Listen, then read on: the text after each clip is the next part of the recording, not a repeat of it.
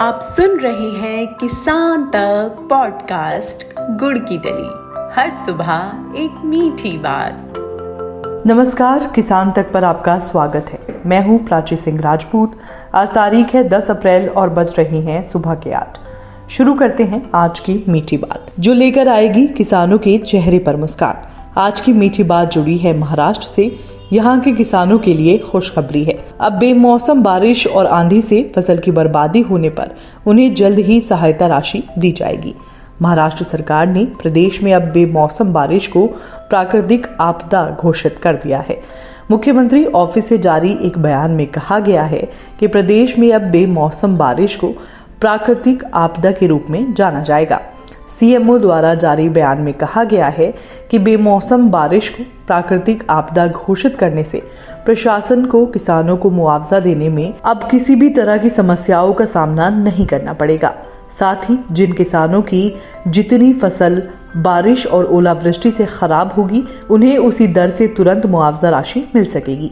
वहीं मंत्रिमंडल की साप्ताहिक बैठक खत्म होने के बाद कृषि मंत्री अब्दुल सत्तार ने कहा कि अब 33% से ज्यादा फसल की बर्बादी होने पर किसान मुआवजे का हकदार बन सकेंगे। उन्होंने कहा कि अगर 5 दिनों तक 10 मिलीमीटर की बेमौसम बारिश होती है तो उसे प्राकृतिक आपदा माना जाएगा। ऐसे में फसल नुकसान का सर्वे करने के बाद किसानों को तत्काल सहायता राशि दी जाएगी। पिछले महीने महाराष्ट्र में बेमौसम बारिश और ओलावृष्टि से लाखों हेक्टेयर में लगी फसल को नुकसान पहुंचा था। खास बात यह है कि रबी फसल के साथ साथ मोटे अनाज और बागवानी फसलों को भी बारिश ने नुकसान पहुंचाया है। ऐसे में किसानों ने मुआवजे की मांग की थी। साथ ही विपक्ष ने मांग की थी कि राज्य सरकार प्रभावित किसानों को तुरंत मुआवजा राशि दे।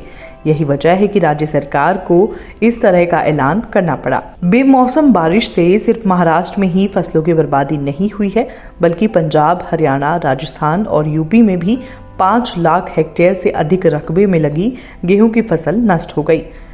उत्तर प्रदेश में आम की फसलों को भी 20 से 30% तक नुकसान पहुंचा है। ऐसे में इस बार आम के उत्पादन में भी गिरावट आने की बात कही जा रही है। जानकारी भरी ऐसी ही अच्छी खबरों के लिए सुनते रहिए हमारा खास पॉडकास्ट गुड़ की डली।